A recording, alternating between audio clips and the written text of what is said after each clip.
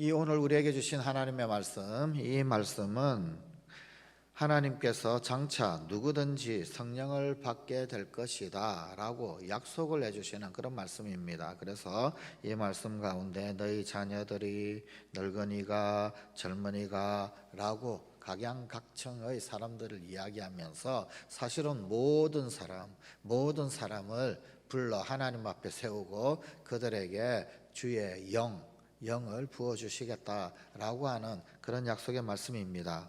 자, 제한이 없습니다. 누구든지라는 말입니다. 노인들이 꿈을 꾼다. 그리고 또 젊은이들은 이상을 본다, 환상을 본다는 거예요.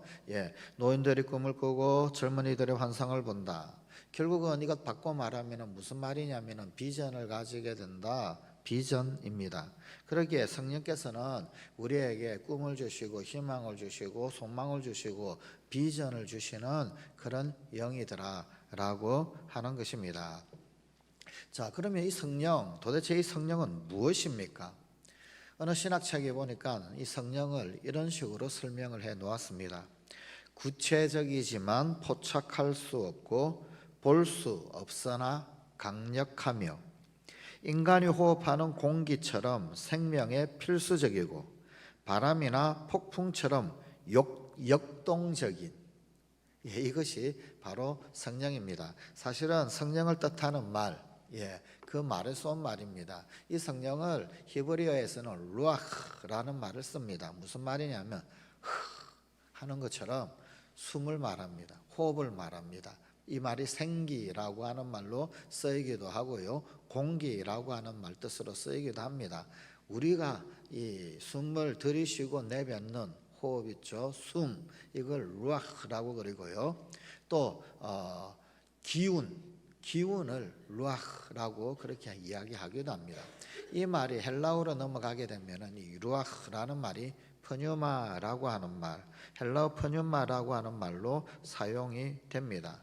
그리고 이 말이 라틴어로 넘어가게 되면은 스피리투스라고 하는 말, 영어의 스피릿이라는 말하고 비슷하죠, 그죠? 스피리투스, 상툼 이렇게 이야기를 하는데 이 스피리투스라는 말이 영어의 스피릿, 이 스피리투스가 영어로 이렇게 변형되어지면 스피릿이라고 하는 말로 나오게 되는데 이 라틴어에서는 스피리투스라고 하는 말, 이 말이 이제 이 루아흐 퍼뉴마라고 하는 말이 번역되어진 그런 말입니다. 그런데 이 세 단어 모두 다 공통적으로 어떤 생동력을 의미하는, 표현하는 그런 단어입니다.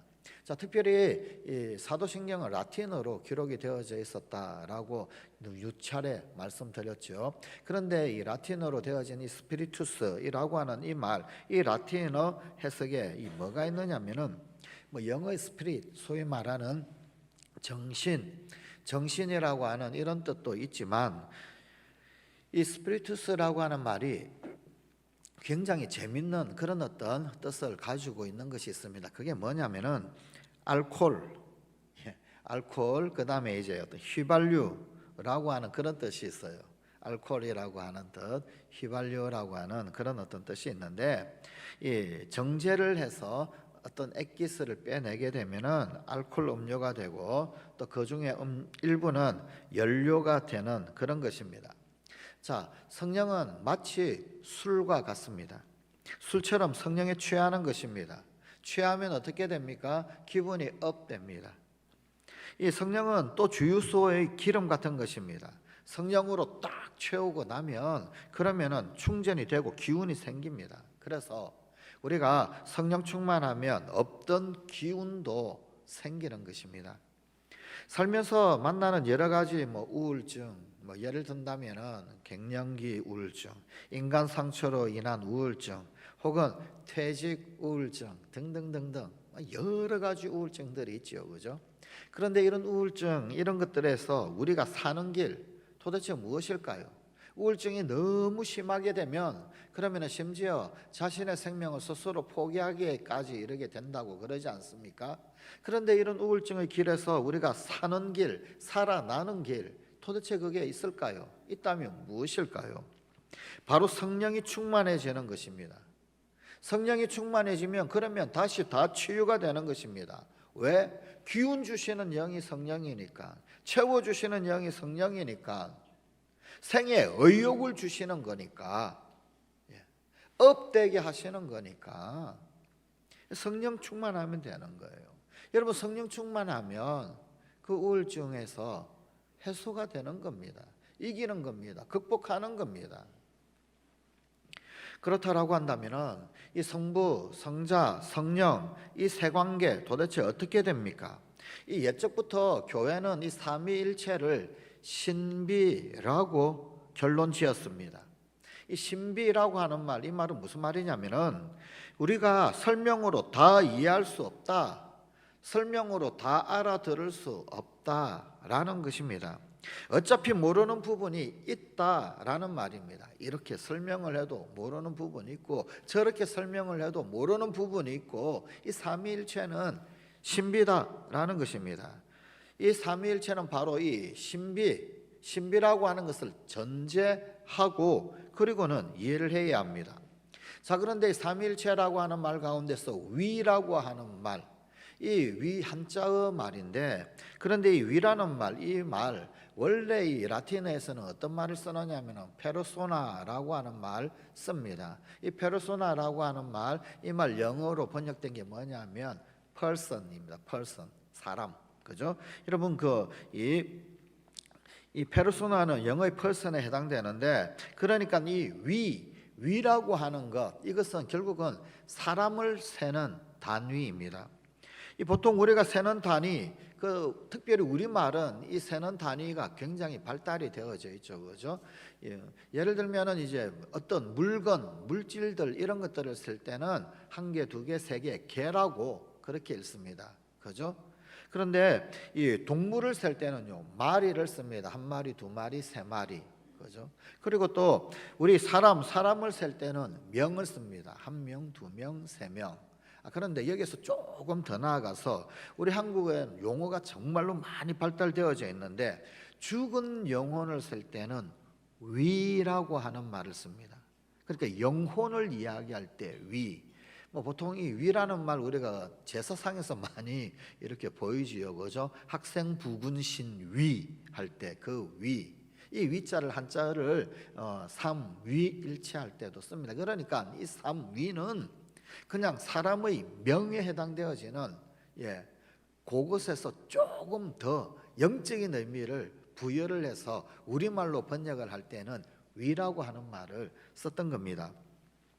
자, 한자의 삼위일체, 그렇다라고 한다면은 이 한자의 삼위일체는 아주 그냥 어떤 신령한 의미, 그래도 어떤 영혼적인 의미를 부여를 해가지고 삼위일체라고 그렇게 번역을 했는데, 그런데 이것을 서양식을 그대로 우리에게 다시 오게 재번역을 하게 되면 결국은 이거 서양식 그걸 그대로 순수하게 번역을 하면, 우리는 삼위일체라고 아주 거창하게 번역을 했지만 서양식을 그대로 와서 재번역을 하자면 결국 뭔 말이냐면 세명일체라는 말입니다.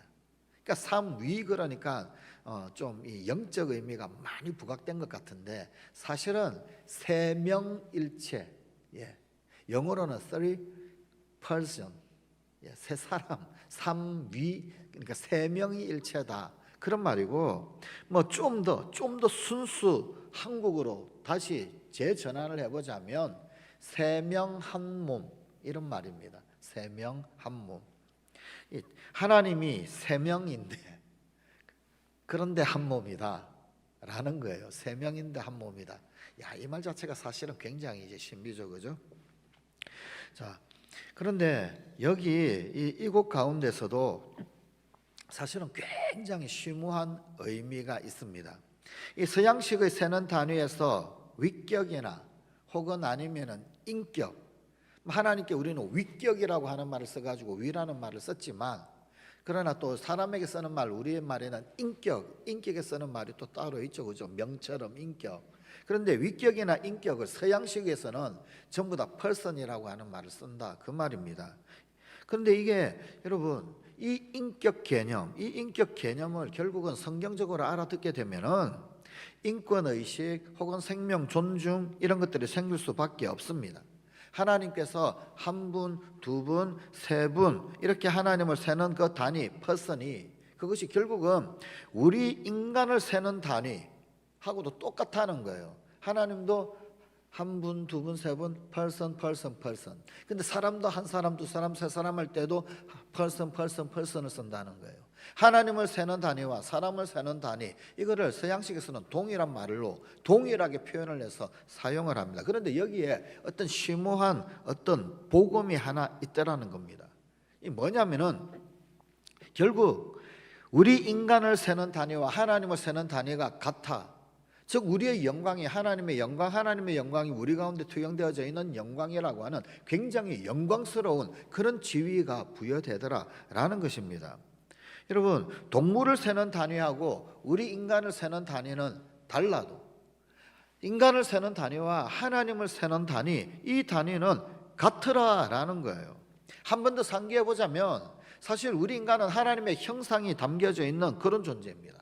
우리가 하나님의 형상을 가지고 이 땅 가운데 태어났습니다. 우리 안에 하나님의 성품이 들어와 있기 때문에 그래서 우리 인간을 셀 때 그때 감히 하나님을 세는 단위, 그 단위와 동일한 단위를 사용을 하고 있다는 거예요. 이것은 위대한 사상입니다. 또한 우리 앞에 있는 형제 자매들, 내 옆에 있는 형제 자매들, 그들을 업수히 여길 수가 없는 거라는 거예요. 사실은 형제 한 사람, 두 사람, 한 명, 두 명 세는데 그런데 이게 한 명, 두 명인지 하나님을 세는 한 명, 두 명인지 하나님이 그 안에 심겨져 있더라라는 겁니다. 진정한 생명 존중 그리고 또한 인권 뭐 이런 것들, 이런 의식은 사실은 이런 신앙에서부터 나오는 것입니다. 그러니 이 얼마나 감사한 일이 됩니까?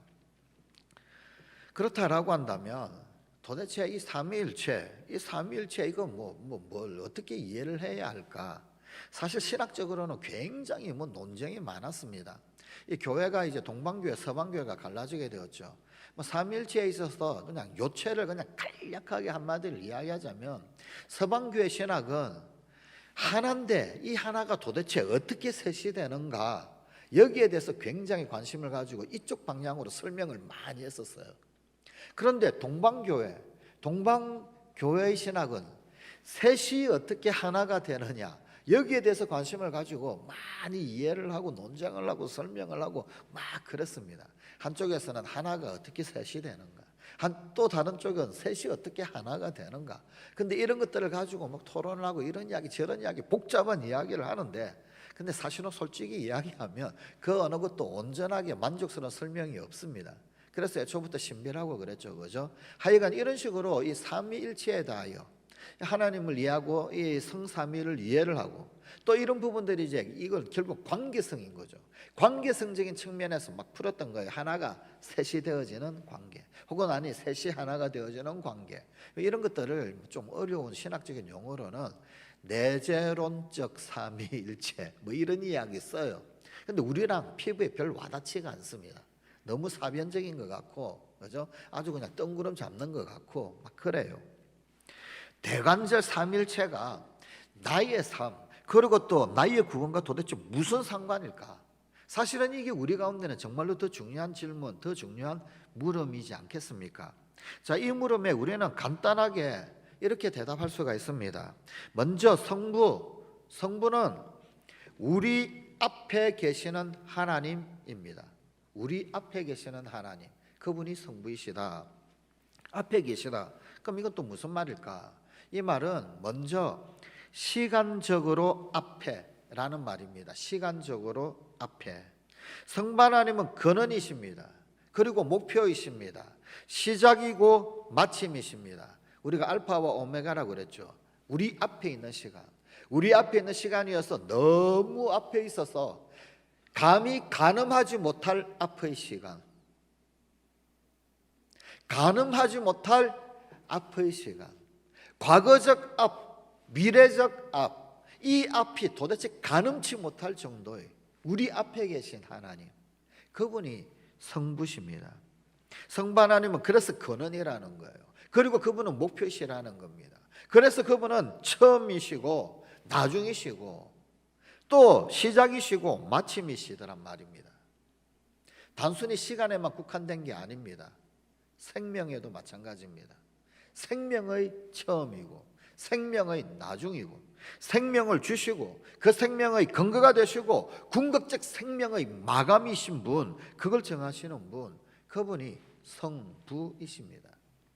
다음으로 성자, 성자는 우리와 함께, 성부가 우리 앞에 계시는 하나님이라고 한다면 성자는 우리와 함께 우리를 위해 계시는 하나님, 지금 나와 함께 하시는 분. 성자가 이 땅 가운데 강림하셨죠.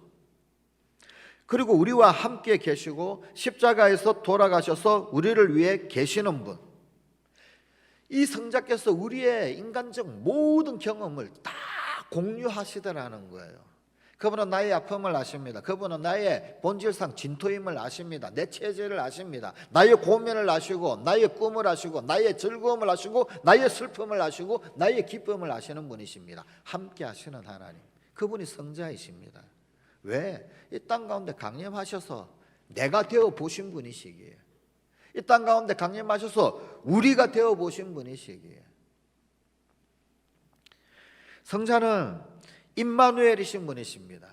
우리와 함께 하시는 하나님이라고 하는 것은 나의 모든 처지를 고스란히 동일하게 느끼고 동일하게 아파하고 동일하게 즐거워하고 나와 모든 것들을 함께 공유한다.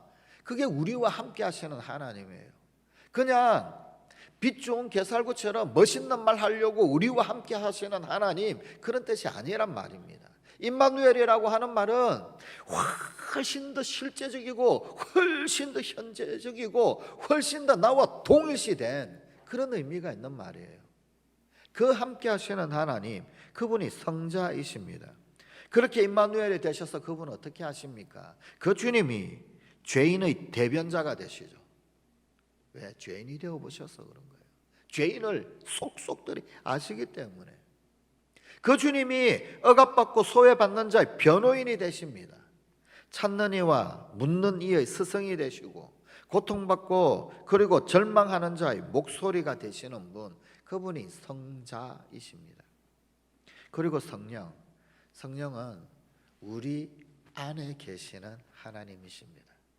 그런데 그런 하나님이 나에게서 멀리 뚝 떨어져 계신 것이 아니라 내 안에 쑥 들어와 계신 분, 내 안에 계신 분, 그분이 성령이셔요. 우리 안에 능력을 주시고 우리를 대신해서 탄식하시고 그리하여서 새로움을 주시고 평화를 주시고 새신을 가져다 주시고 우리 안에서 기운을 북돋아 일으켜 주시는 분, 그분이 성령이십니다. 사실 삼위일체 하나님, 그 한 분 하나님은 우리 앞에 계시고 우리와 함께 하시고 우리 안에 계신 하나님이신 거예요. 그 하나님은 내 앞에 계신 분이시면서 나와 함께 하시고 내 안에 계신 하나님, 그분이 삼위일체 하나님이시더라라는 겁니다. 예수님은 성령님께 별명을 붙여주셨어요. 바로 파라클레토스라고 하는 별명입니다. 요한복음 14장 26절입니다. 보혜사 곧 아버지께서 내 이름으로 보내실 성령, 그가 너희에게 모든 것을 가르치고 내가 너희에게 말한 모든 것을 생각나게 하리라. 보혜사, 바로 여기서 보혜사라고 하는 말, 이 말이 파라클레토스라고 하는 헬라어를 쓰고 있습니다. 이 파라클레토스라고 하는 말에서 파라라고 하는 말, 이 말은 옆에라고 하는 그런 뜻입니다. 그리고 클레토스라고 하는 이 말은 불러서 세우신 분, 합치면은 옆에 불러서 세우신 분. 무슨 뜻입니까? 내 옆에 서 계신 분, 내 옆에 서 계신 분, 이분 발라크레토스의 뜻이 됩니다. 이것을 구약으로 말을 하자면 마치 모세의 지팡이를 연상시키는 것과 같습니다. 모세는 주님의 징표인 이 지팡이를 항상 들고 다녔습니다. 모세에게 사명을 주시고 그리고 모세를 보내셨을 때 지팡이, 여러분 그 말라 빠진 그 지팡이가 도대체 무슨 힘이 있고 무슨 능력이 있을까요? 그런데 지팡이를 가지고 가라고 그래요. 지팡이를 내밀라고 그러고 지팡이를 들라고 그러시고, 지팡이를 내밀었더니 홍해가 갈라지고 지팡이를 내려쳤더니 생수가 나오고 나무 그 말라 비틀어진 그 나무에 뭐 힘이 있고 권능이 있을까요? 무슨 도깨비 방망이도 아니고. 하나님이 도깨비 방망이 주신 건 아니겠죠? 우리 하나님께서 그렇게 미신적이신 분, 그런 분 아니시잖아요. 그런데 모세는 늘 지팡이를 쥐고 다녔는데, 그런데 이 지팡이가 사실은 하나님 함께 하심에 대한 징표가 되었더란 말이죠. 모세 때만 하더라도, 옛날이잖아요. 그때만 하더라도 구약의 백성들입니다. 그래서 아주 어떤 여러 가지 추상적인 것, 이런 것들을 잘 이해하고 잘 알지를 못했습니다. 그러니까 뭔가 좀 보여져야 되는 거예요. 그려져야 되고 잡혀져야 되고, 구체적으로 뭔가 좀 시각적인 게, 요렇게 지팡이처럼 어떤 시각적인 것, 그런 것들을 좋아합니다. 뭔가 번개 같은 것 우르릉 쾅쾅 꽉 내려쳐가지고 동원해 오시는 하나님, 이런 하나님을 좋아하는 거예요. 그래서 그런 하나님이면 좀 아는 거죠. 그러니 주님께서 모세와 백성들의 눈높이에 딱 맞춰주신 거예요. 그럼 모세한테 성령이 임했다. 그러면 이게 무슨 개념인지 이해가 안 되는 거예요. 성령이 임했다라고 그러면 확신이 덜 하게 되니까, 그러니까 주님께서 모세한테 큰 지팡이 하나를 주신 겁니다. 너 이거 들고 다니면서 딱 뻗치면 내 권능이 드러나리라. 이것으로 바위를 치면 어떻게 될까? 물이 터지리라. 뭐 이런 이야기예요. 우리에게도 주님은 말씀하십니다. 다들 지팡이 하나씩 줄게. 지팡이. 성령이 결국 지팡이입니다. 성령은. 이 파라클레토스 성령이 신약에서는 아주 확연히 드러납니다. 작별의 때가 가까워져 예수님은 제자들에게 마음의 준비를 단단히 시키십니다. 그런데 제자들은 슬픔에 잠기게 됩니다. 그때 예수님은 이 파라클레토스 성령을 약속을 하십니다. 요한복음 15장 26절 27절입니다. 내가 아버지께로부터 너희에게 보낼 보혜사 곧 아버지께로부터 나오시는 진리의 성령이 오실 때 그가 나를 증언하실 것이요 너희도 처음부터 나와 함께 있었으므로 증언하느니라. 이는 예수님 자신이 얼마 후 제자들 곁에 떠나게 될 것이다. 하지만 대신에 그들을 도울 보호자가 올 것인데 그분이 성령이다. 그분이 그들과 함께 하실 것이다. 그것 확신시켜 주시는 그런 말씀이었습니다. 그런데 실상 이 제자들은 이 말씀이 도대체 무엇을 뜻하는지 알아듣지를 못했어요. 모세 시대로부터 한참 지났음에도 불구하고 이 추상적인 이야기를 제대로 알아듣지를 못했단 말입니다. 그들이 좀 눈치채고 알아들은 것, 제자들이 그래서 그러셨구나, 그래서 그 말씀 하셨구나, 무릎 딱 치게 된 것, 그것은 나중에 실제로 성령 강림을 체험하고 난 다음이었어요. 보혜사? 뭐지? 아버지께서 내 이름으로 보내실 성령, 그 배에서 생수의 강이 넘쳐 흐르게 하는 그 성령, 그게 무릎이 딱 쳐진 게 성령 강림이었단 말입니다. 오순절 성령 강림 때 그 말씀이구나, 그거구나. 이 파라클레토스는 이처럼 대변인, 보호자, 위로자라고 하는 뜻, 이 뜻 외에도 깊은 한숨, 다시 말하면 탄식의 의미도 있습니다. 그냥 숨이라고 그랬죠. 근데 탄식의 의미도 있어요. 정말 깊은 탄식. 말 그대로 성령은 말할 수 없는 탄식을 하면서 우리를 위하여서 중재하십니다.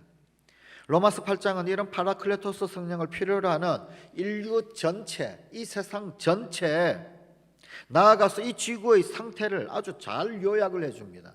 로마서 8장 22절 23절입니다. 이 피조된 세계, 이 지구가, 이 피조물이 어떤 상태냐? 피조물이 다 이제까지 함께 탄식하며 함께 고통을 겪고 있는 것을 우리가 아느니라. 그뿐 아니라 또한 우리 곧 성령의 처음 익은 열매를 받은 우리까지도 속으로 탄식하여 양자될 것 곧 우리 몸의 속량을 기다리느니라. 성령은 탄식하시며 우리를 위해 대신 기도해 주시기까지도 합니다. 로마서 8장 26절입니다. 이와 같이 성령도 우리의 연약함을 도우시나니 우리는 마땅히 기도할 바를 알지 못하나 오직 성령이 말할 수 없는 탄식으로 우리를 위하여 친히 간구하시느니라. 탄식, 이 탄식이 무엇입니까? 한숨. 좀 더 우리의 가슴을 저미는 말로 표현을 하자면 신음. 너무 아파서 내가 병석에서 꼼짝달싹 할 수 없었어. 그래서 하나님 앞에 외마디 말도 아뢰일 수 없을 그때, 그리고 끙끙 앓는 그 끙끙 앓는 그 소리, 그 신음,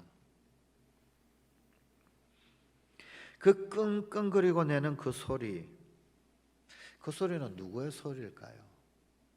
물론 내가 아파서 내는 소리겠죠. 그런데 그 소리가 성령의 소리다, 그런 말입니다. 그 탄식을 말하는 거예요. 그 탄식, 성령의 신음소리.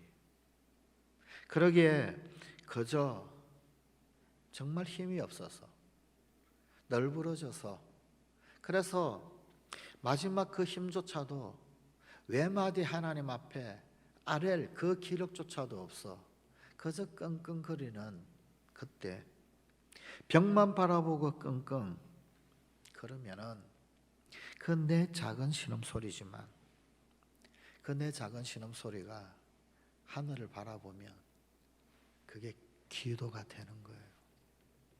그게 성령의 탄식입니다. 그러니 성령님이 우리 가운데 함께 계신 게 얼마나 놀라운 일입니까?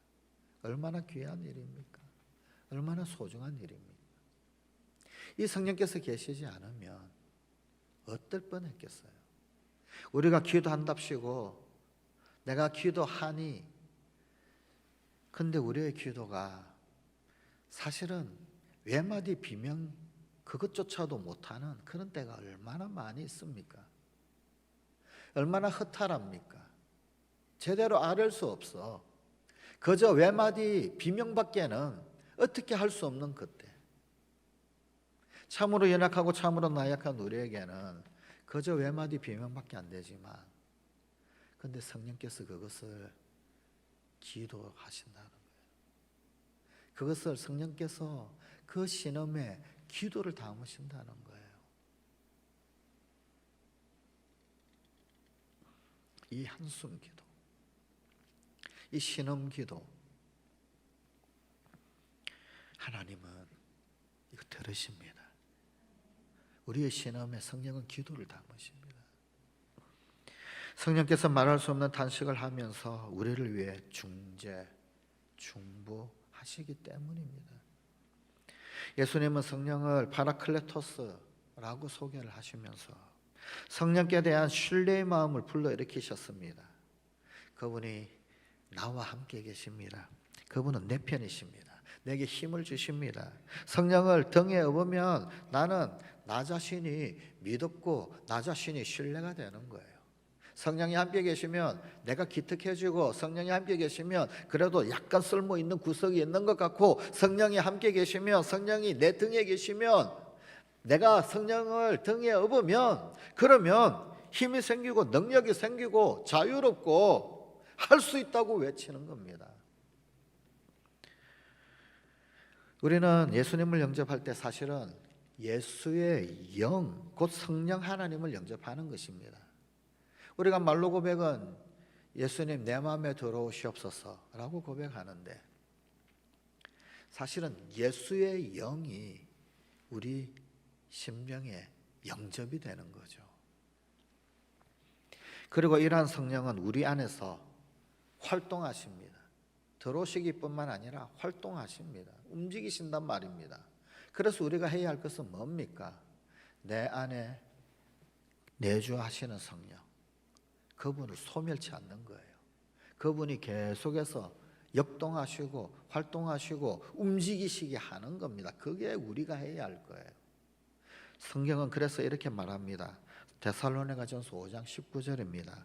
성령을 소멸하지 말며 우리가 성령을 소멸시킬 수 있을까요? 우리가 뭐기에 성령을 소멸시킬 수 있겠습니까? 그런데 성경은 성령을 소멸하지 말라라고 말씀합니다. 무슨 말일까요? 성령을 옴짝달싹하지 못하도록 만들지 말라는 겁니다. 성령은 스스로 역동하시는 하나님의 영이신데 스스로 역동하시는 그 하나님을 내 속에 꽁꽁 가두어 가지고 옴짝달싹하지 못하도록 만드는 것, 그것이 성령을 소멸하게 하는 거란 말입니다. 그래서 이 부분을 어떤 성경은 이렇게 번역합니다. 성령의 불을 끄지 마십시오. 불을 끄지 마십시오. 간혹 신앙생활을 하다가 계속 타고 있는 그 성령의 불, 이 성령의 불을 끄트릴 때가 있습니다. 신앙을 머리로만 이성적으로만 생각하다가 보니까, 그러니까 가슴으로 하는 이 신앙을 우습게 아는 겁니다.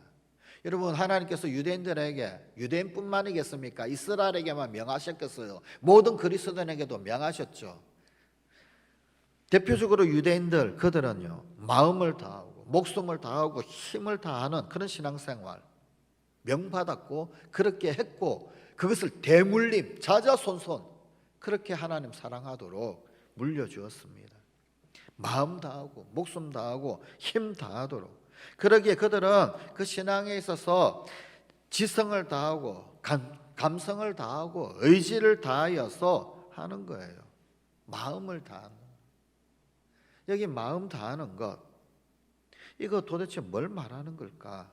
목숨 다하는 것 뭘 말하는 걸까? 힘을 다하는 것 뭘 말하는 걸까? 마음을 다한다라고 하는 거는요, 감정을 말하는 겁니다. 감정. 예. 여러분, 힘을 다한다. 여기 힘은요, 지식의 힘을 말하는 겁니다. 지성을 말하는 겁니다. 목숨을 다한다라고 하는 것, 의지를 다한다라는 겁니다. 그래서 지정의를 총동원을 해서 그래서 신앙생활을 할 필요가 있더라라는 겁니다. 이건 우리에게도 굉장히 필요한 태도입니다. 우리에게 주류를 이루었던 이성신앙, 더더군다나 삼위일체 뭐 이러고 그러면은요, 그냥 막 이게 뭐 하여간 좌우지간 이성적으로 지성적으로 막 흘러가요. 도대체 성령이 어떤 분이신가, 뭐 삼위는 관계가 어떤 관계인가. 그런데 그것뿐만 아니라 머리 신앙이 감성 신앙 그리고 가슴 신앙으로 보완이 될 필요가 있다, 그런 말입니다. 지금 이 시대는 주류를 이루었던 이성의 시대가 아니라 감성이 발달된 그런 사람들이 시대의 주류를 이루는 그런 시대 아닙니까? 성령은 바로 이 감성, 다시 말하면요, 상상력, 창의력 이런 것들 샘이에요, 샘. 성령이 충만하면 영감이 계속해서 올라갑니다. 성령이 아니 계시면 하나님은 멀리 계십니다. 성령이 아니 계시면 그리스도는 과거의 인물에 불과합니다. 성령이 아니 계시면 복음은 죽은 문자에 불과합니다. 성령이 아니 계시면 교회는 한낱 조직에 불과합니다. 성령이 아니 계시면 예배는 한낱 과거의 회상일 뿐입니다. 성령이 아니 계시면 우리 그리스도인의 행위는 노예들의 윤리에 불과합니다. 성령이 중재하시기에 우리는 하나님과 그리스도를 더 잘 느끼고, 성령의 감동이 있기에 복음을 생생하게 알아듣고, 예배 가운데 역동적으로 하나님을 체험하고, 성령이 감동이 있으시기에 신바람이 나서, 그리고 또한 자발적으로 그리스도인의 삶을 살 수 있는 겁니다.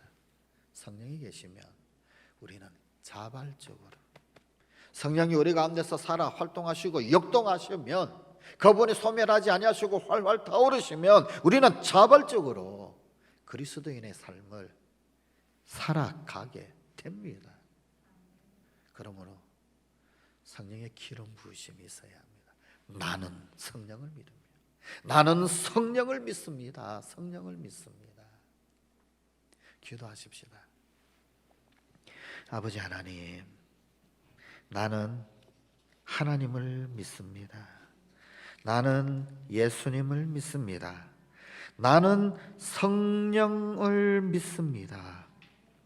오늘도 성령을 믿는 우리의 신앙 고백, 이 가운데 성령님 역사하여 주시옵소서. 성령님 활활 타오르시고 우리 속에서 성령님께서 내 안에서 역동하시고 살아 움직이시고 우리 가운데서 성령이 흘러 넘치는 생수의 강으로, 혹은 아니면 활활 타오르는 불로, 혹은 아니면 넘치는 충만으로 우리 사랑하는 성관 가족들 가운데 하나님을 알게 하시고 가르쳐 주시고 깨닫게 하시고 느끼게 하시고 보아 알게 하시고, 그러므로 말미암아서 스스로 그리스도인의 삶을 역동적으로 살아갈 수 있는 우리 성관 가족들이 다 되게 하여 주시옵소서.